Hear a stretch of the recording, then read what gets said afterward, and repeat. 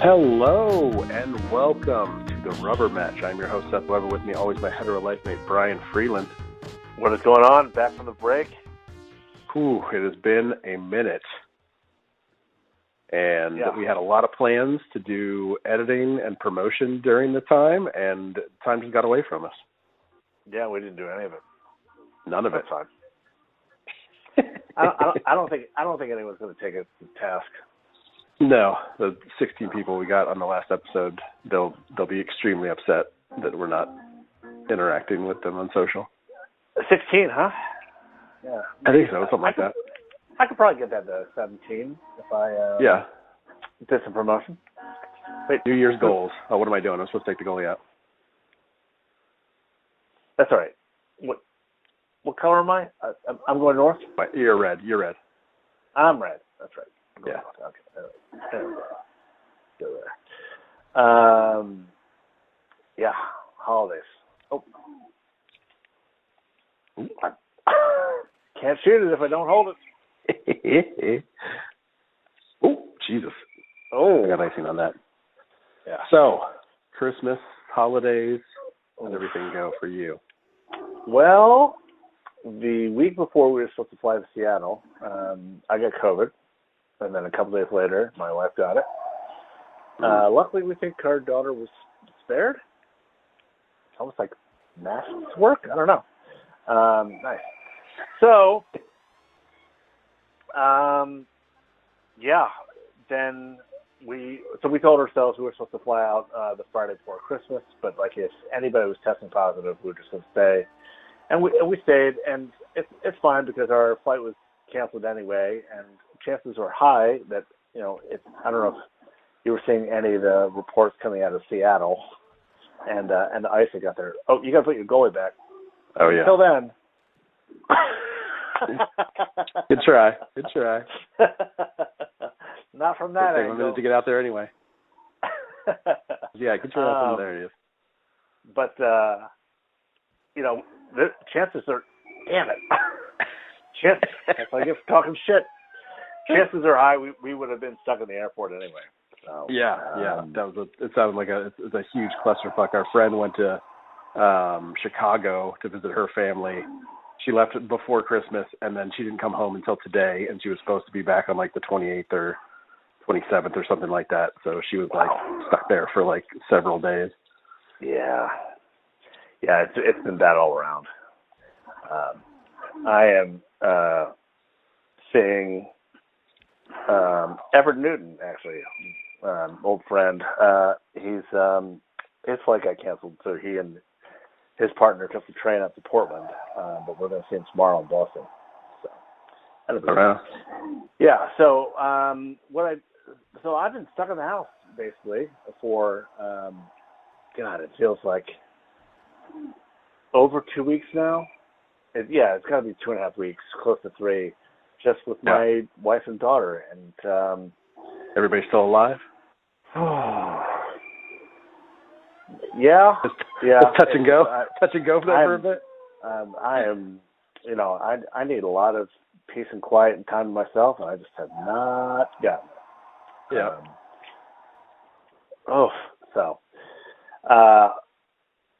I've been watching a lot of movies, and even went out to see a few after I was negative, and playing a lot of Tomb Raider. So yeah, I noticed that. Yeah. Is that the first remake, re-release or something? So I think so. So you know how they here's what happened. It had it was a long title with a lot of colons in it. that's or maybe it looked like there were a lot of colons. I don't know. Yeah, I think that wasn't a pass. So here's what happened. I watched the Uncharted movie. I went, that movie isn't good. I was like, that movie isn't great. But then I wanted to play the Uncharted games. But I don't. I was like, do I want to play these again, or do I just kind of want something that scratches that itch? And I was telling this to a friend of mine. He said, have you played the Tomb Raider games? They're not as funny, because Nathan Drake is funny. And he said, they're not as good, but it scratches that itch. And I went, oh, I was going to backhand it. So I went, okay, I'll try it out. And yeah, so you know how like a couple years they did the Uncharted kind of like re-release for PS4. They released like all 3 games in kind of preparation for the 4th one. That's kind of what they did with this. Let's see. I think back in 2018 or 2019 they released the games. It's like the legacy ones or whatever. Is it the ones where she's just like getting beat all to hell? Basically, yeah. So the first one is, I think, what they took that terrible movie from, the one with Alicia Vikander. That kind of one. The second one is a lot better, just in game mechanics and story, and it has a little bit more of I wouldn't call it a skill tree. The third one does, but like just some more options. Ooh, nice.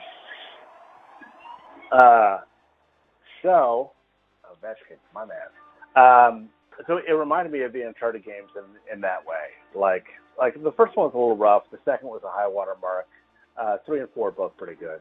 But yeah, so I've been working my way through those, and I kind of like I'm getting to the point after 2 months of Elden Ring, and then like another month of I needed some smaller games, like stuff I could finish within a week, and that's one of the reasons I've been playing Tomb Raider.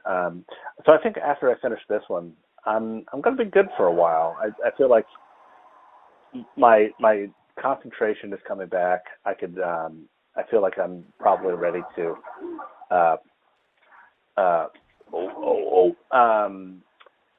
watch some more movies. I definitely want to see some of these the movies that are getting Oscar buzzes. Maybe catch up on some shows that we've talked about that I haven't caught up on. So definitely want to read more books. We've got a couple books for Christmas, so that's kind of where I am. Did I see any movies that were great? The only movie that I saw was because he was laying down. He was laying down. He had a long night last night. Right? He's so sleepy. Jesus. Long day at the zoo. The only movie that I saw that was like, oh, this is a great movie, was The Banshees of Inisherin. I have that on my, I think that's on HBO right now, right? It is. And it's on something. I put it on my list, and I do want to check that out. It was 4.5 stars. Great. It was like the only one I was like, finally. Like, the rest have been pretty mediocre.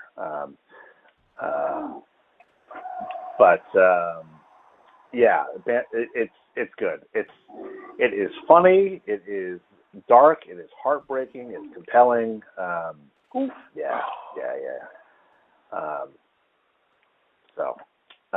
Now Casey and I on our date day went to see Avatar. Which if you saw the first one, you've seen the second one. You've seen the second one. Yeah. I was. Yeah. So here's the thing. I was curious where he would go with the story. Where I was kind of like, I mean, how do you like? I was like, who are the bad guys in this one? Is it going to be like another clan? And they're like, no, it's humans again. And I was like, oh fuck. Yeah, it's humans who have undergone like the same process. Like basically, the Marines got their own avatars, and it's a really simple story. Like, but wait, they were the ones that developed avatars in the first place, weren't they? Or was it the mining company? I think it was a mining company that had used the military for protection, and now the principal antagonist from the first movie now has his own avatar, so he's back because he like uploaded his conscience or whatever into an avatar. I was gonna say, because didn't he get like a giant lance through his? So they're arrows because they're larger. Their arrows are larger. Oh right, so right. Like, right. So yeah. So when I saw the first one, I saw it in IMAX 3D. And I was like, oh, I was really impressed by it because I was like, this is some world building. This is interesting. This is like great to look at, cinematography. I'm for it. But then you kind of forgot about it in the 13 years or whatever since it came out. So it seems like this one was trying to like not reintroduce, like, hey, it's been 13 years. Here's where we left off. But like, you know, the first story was pretty simple. So I was like, I didn't need that.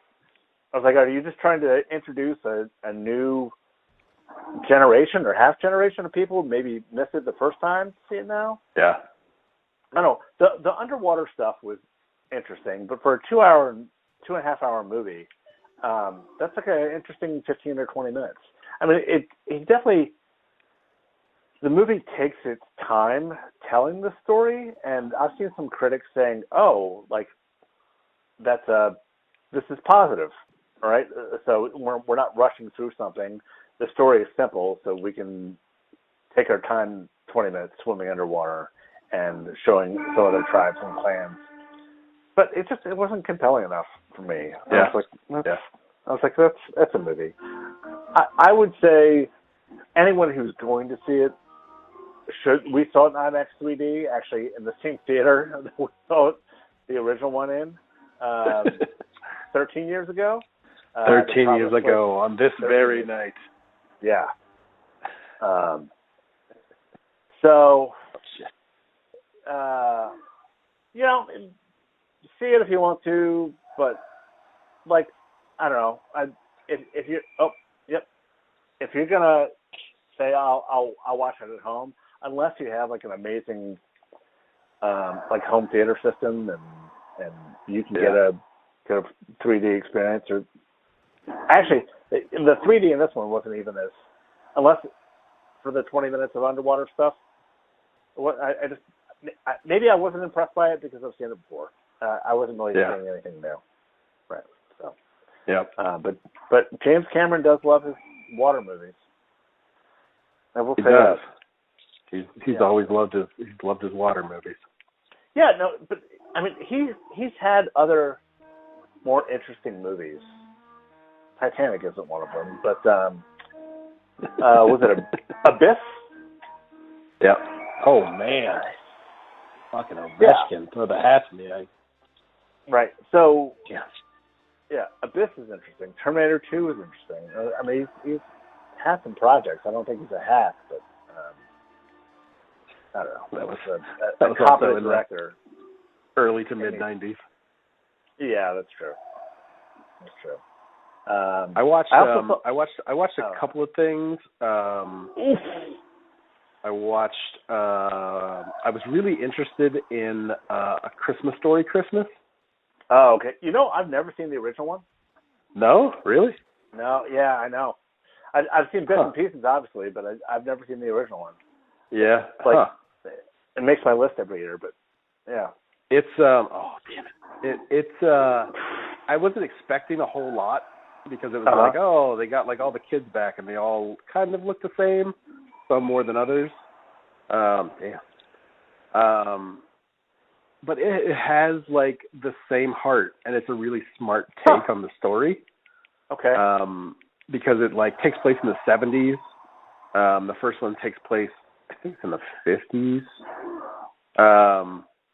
And so like it's a good time jump, and what it deals with is really interesting. Or just like it's a smart take on continuing that story, which they tried to do in like whatever it was, 2012 with Daniel Stern, where they tried to like pick up the very next year, and it just is terrible. Like nobody watches that thing.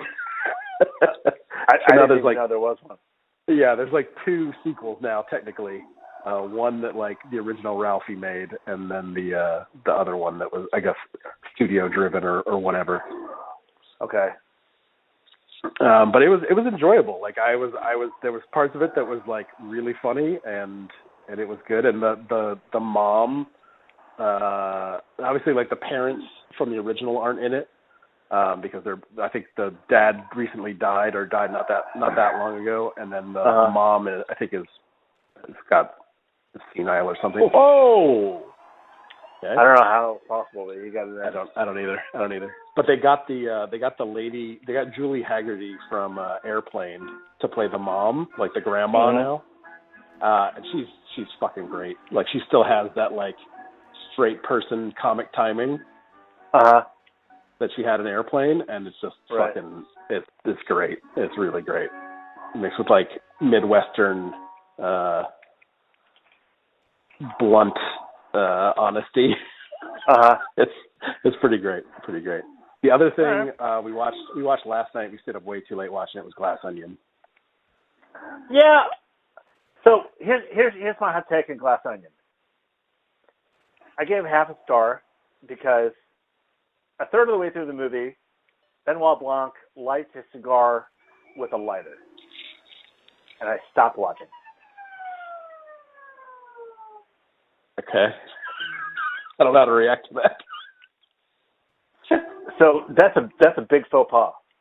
Like, okay, you were never, because like you're just inhaling those chemicals. You were supposed to light it with preferably a wooden match, a long wooden match. Any match is fine, but it cannot be a lighter. And it upset me. They don't make any sort of lighters that would work for that. No, when you were having a cigar, and it bothers me, especially since he's supposed to be this like brilliant and like Southern, like you should know. But they also established that he's not great at everything. Like he's terrible at Among Us, and he's obviously terrible at Clue as well. They get into that later too. Yeah, but that's those are games. So he's not great at everything. Character has to have flaws. I couldn't get past it. That's a weird hill to die on. Did I tell you that my friends have said this is a classic Freeland hill because like my whole life is hills? They call me man of 1,000 fucks. And they're like, my friend was like, now I can see you giving me shit for that, but like you refusing to watch a movie and giving it half a star because a character in a movie does it. He's like, that's classic Freeland. I will say, I've gotten more likes on my review of the movie on Letterboxd based off of like half a star. Lights a cigar with a lighter, half star. I've gotten more likes on that review than any other review I've ever done. I mean, I'll say I thought the first Knives Out was okay. Like I thought it was fun, but it wasn't anything like game changing. Like it's an Agatha Christie book. It's like it's nothing special. Like the performances are good. They're fun. But it didn't stop traffic for me. And then when I saw that this was coming out, I was like, good for Rian Johnson, like making himself like a thing. Like he has this character that he can go and make a bunch of stories with. Like he doesn't need Star Wars. That's cool. I was happy about that. And then people started like gushing over it. Oh, bastard. Yeah. And I was like, okay, well, we're going to watch it and see. And I think it was like, it had to have been a little bit before the halfway point where I like figured it out, and I was like, it was pretty straightforward, and I was kind of like, okay, is there some twist that I'm missing here? And I'm like, no, I mean like there's one twist, but like as far as like who did it in the conservatory with the candlestick, like it's pretty straightforward. And we're talking about Glass Onion, not Knives Out. Do what? We're talking about Glass Onion, not Knives Out. No. Yeah. Yeah. Okay. Yeah. Okay. Yeah. I don't know if I'll ever go back to it. Yeah. I mean, I like that. I like that. Like, it seems like Daniel Craig is having a ball playing him. Sure. And I do really like him as a Southern gentleman. Like, it's pretty endearing. Like, there's one point where he drops a hard F, and I thought he was going to say fuck. And instead he goes, fiddlesticks. And I was in love with it. I was absolutely in love with it. Yeah. But apart from that, yeah, I mean, Janelle Monáe was really good in it. I feel like most people were decent in it. Even Dave Bautista was okay in it, as we discussed previously. You were pretty hard on him recently. I mean, he's fucking everywhere now too. Like, he's gonna be in that knock at the door. Yeah. I just saw that. I just saw that trailer today too, and I was like, Jesus Christ, man. He's like that. I don't know. Yeah, I don't know. Apart from those two, I haven't really watched much else. We've been watching a lot of Nailed It. And I've been playing a few different things. I've been playing a lot. I was playing a lot of Vampire Survivors. Okay. I tried that game. I couldn't get into it. It takes a little bit. You sent me a message. Yeah. Yeah. It does take a few rounds to sort of to fully get into it. But like once you start unlocking other characters and can get sort of past the 10-minute mark on a run, it's it gets real crazy, and you'll feel like a god with like enemies just surrounding you entirely, and you just standing your ground against all these guys. It's pretty crazy. Jesus Christ. You weren't just playing Tomb Raider. I was just playing Tomb Raider. Yeah, I think I'm just 2023.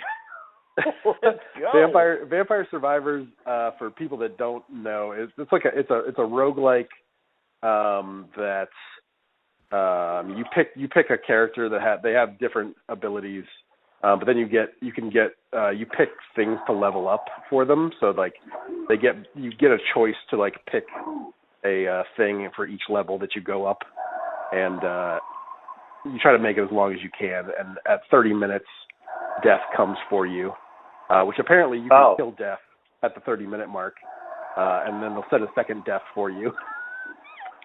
Second death.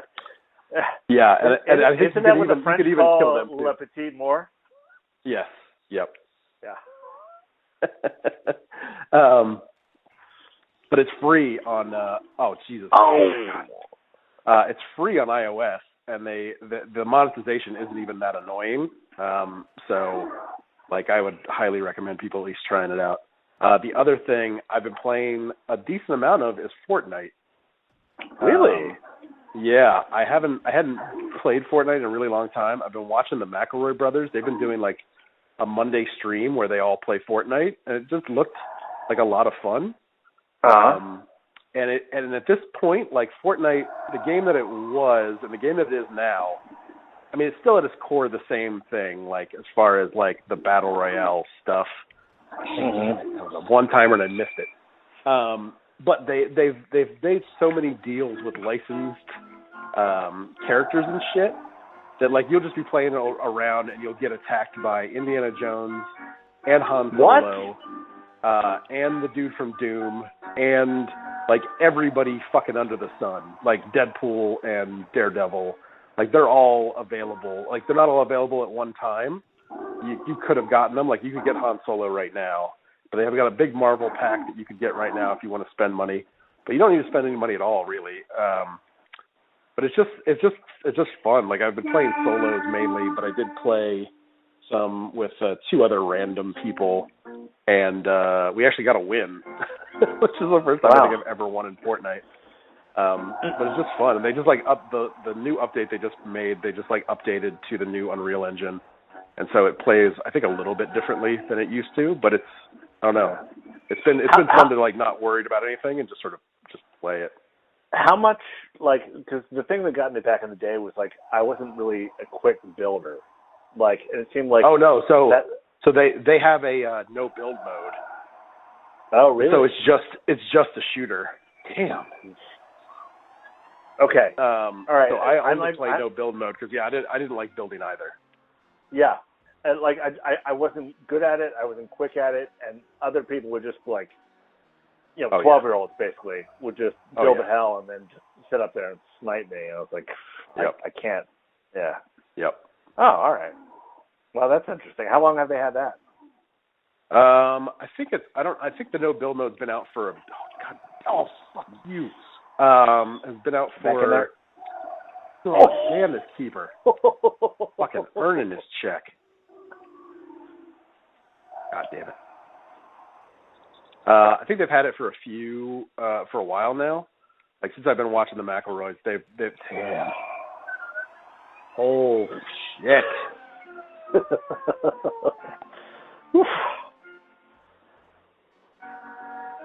Now, who are the McElroys? The guys the brothers that do My Brother, and Me. Oh, okay. And Adventure Zone. Okay. They have some like you can go on their YouTube and they do like I don't think they did one this past week just due to holiday stuff, but like on Mondays they'll like in the morning they'll stream and they'll play a few rounds, which like if you like them and their shtick and stuff, then it's fun to watch them do other things.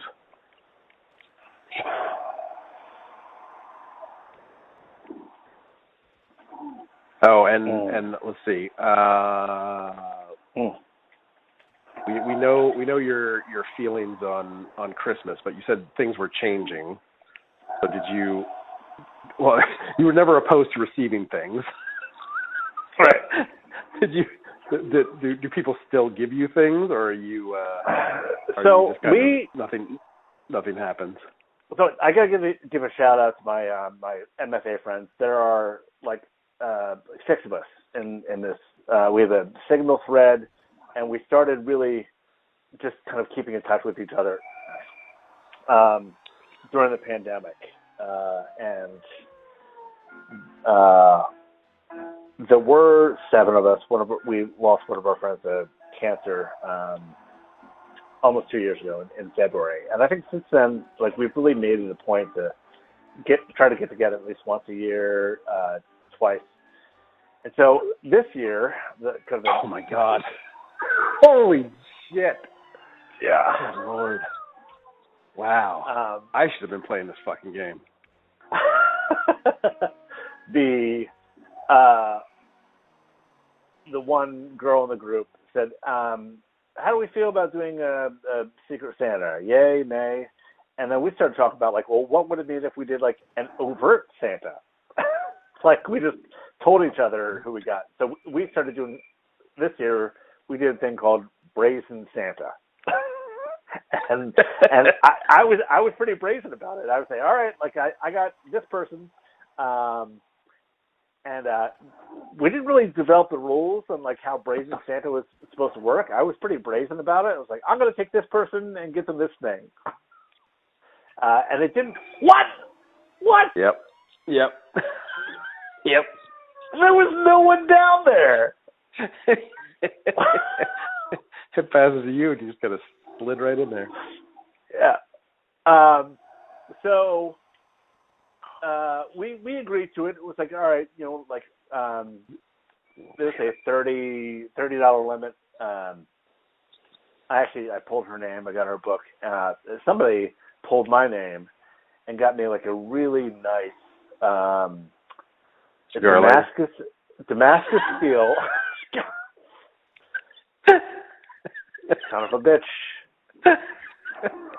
bitch. This is. I'm even bothered by that joke. I'm done. We're done here. I'm gonna take my 2 wins to go home. This episode, half star. Half star.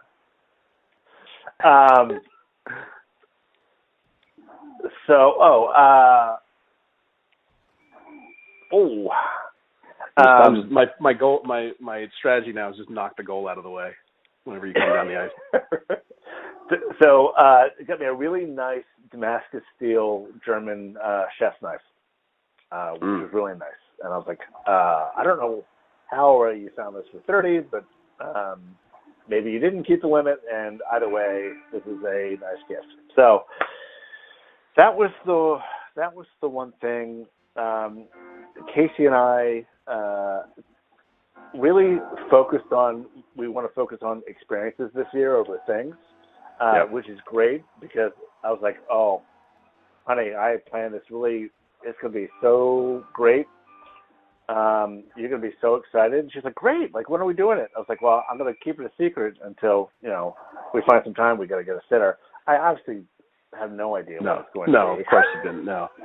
Those chickens will come home to roost at some point in the future, but that's future Freeland problem. Right. That's not a today problem. But it gives me some time.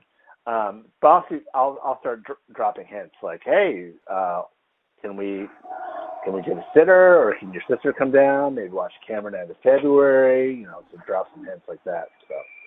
So we'll see when it comes. It better be good because I'm talking it up.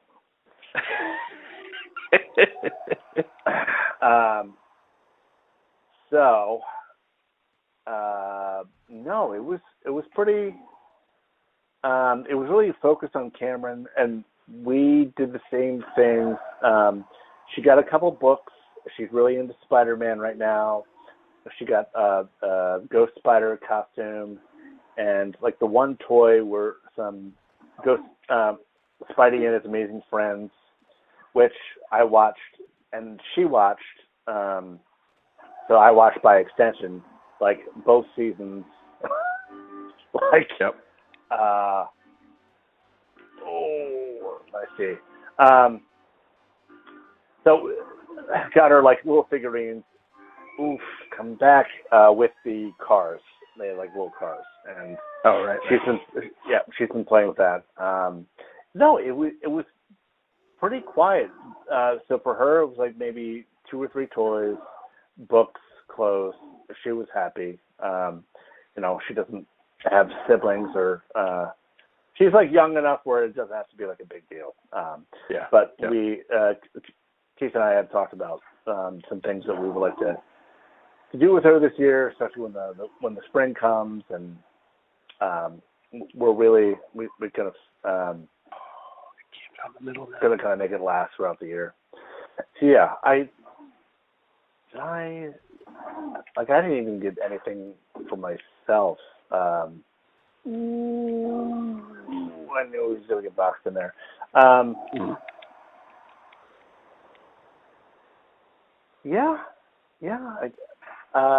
My in-laws got me an Amazon gift card, and I got a couple books for myself. That's the killer. That's the killer right there. Yeah. The one book that I'm excited to read with Cameron is called Budda at Bedtime. So last year I really committed to, like, I would still say I'm a spiritual person, but I really kind of committed to Buddhism as like just a way to find peace. Last year was just a tough year, and so I am. There are these like little kind of stories that you can read to your children, and they're basically like Zen cones that are distilled into stories that for parents to share with kids. I'm excited to start reading that with her. So yeah, I don't know. What were the big things in your house? Anna got me a 3D printer. Oh shit! Which has been very fun and interesting to sort of figure out. And I've printed a handful of things that have come out in dildos? Various degrees. Yeah, mostly dildos. Mostly. We've got our episode title. It's nice. Mostly dildos. Merry Christmas. Mostly dildos.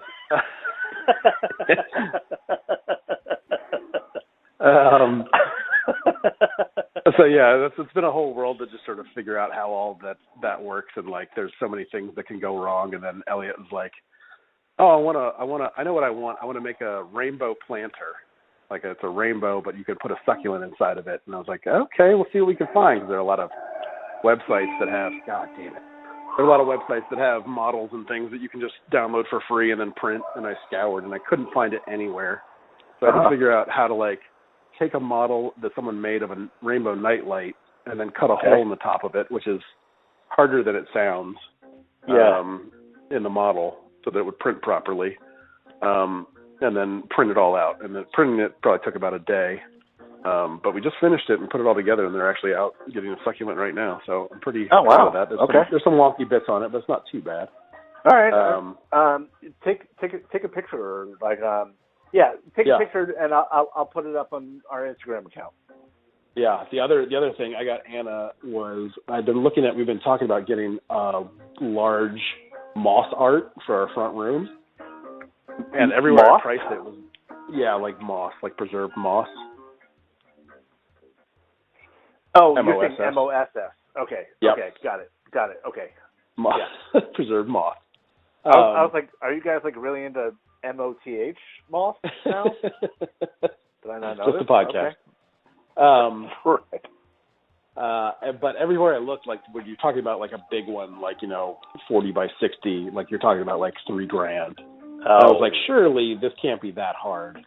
So I like looked it up and I was like, it's not that hard. Let me go get a frame. So I went to Michael's and got like a custom made frame, and then like got all the supplies. And so like we made our own moss art to put up on the wall. We hung it up yesterday. It only took probably about, 2-3 hours to do. But it turned out really nice. Nice. Yeah. That reminds me, I looked recently into growing my own psilocybin mushrooms. Okay. And I was like, it can't be like, it's like mushrooms, right? It can't be too bad. And there's like a certain kind of fungus. There's like a white fungus you want to grow for like the spores, and you don't want that fungus to become red. I was like, nah, I couldn't even make bread. I was like, I'm not even gonna fuck with this at all. I'm gonna fuck around and kill myself. Yeah. If I'm supposed to be scraping like white fungus off of red fungus, but I can't even make leavened bread, nah. Forget it. Forget it. I have yeast that someone gifted me last year in my fridge. I somehow turned this set into a sourdough starter. I don't even know how that happened. Yeah.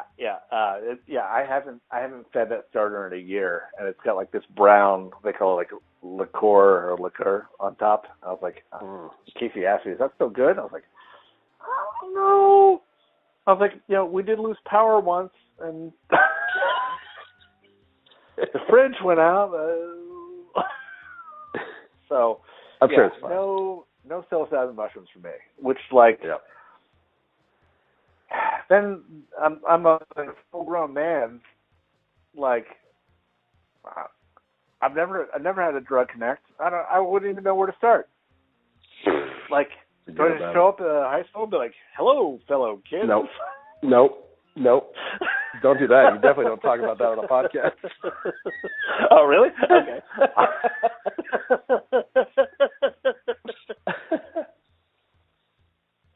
All right. Well, starting 2023 with a bang, fucking whooped me. That's all right. We'll shake the dust off. Shake it off. And we'll bounce back. All right. All right, everybody. We'll see you next time on the Rubber Match. Bye, y'all. Bye.